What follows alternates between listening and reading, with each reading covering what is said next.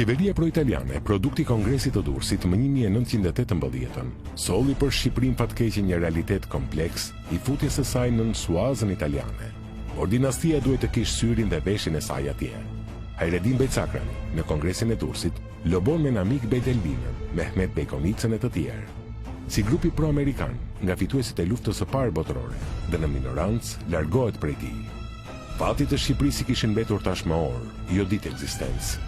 Kështu që dinastia së pari, në këtë situatë të mbrapsht, dërgon për zgjidhje Bektash Bejçakranin si njeriu kyç për mbajtjen e një kongresi në Lushnje, për mënjanimin e zgjedhës italiane, ndërsa trebëllezrit e tjerë me ushtrit e trupat e tyre për mbrojtjen e kongresit.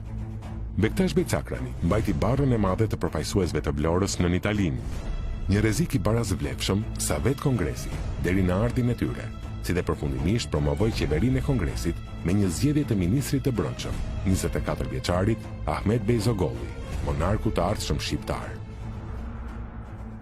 Bektash Cakrani me luftëtar të mobilizuar për ti do të bëjnë qëndres për të penguar forcat që vinin e shovene greke, do të bëjnë qëndres për këta të tjerët që vinin si hordhi të karkalecave, diqni, zyra, vristenjerës, burgostin, bën çdo lloj shkatrimi të mundshëm në atë Shqipëri që ishte e shkatruar tashmë sepse po thuaj nuk kishim asgjë.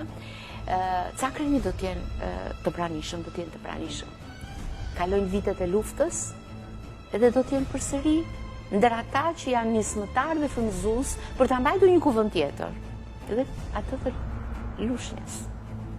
Bashkë me të tjerë patriot të ardhur edhe nga largë.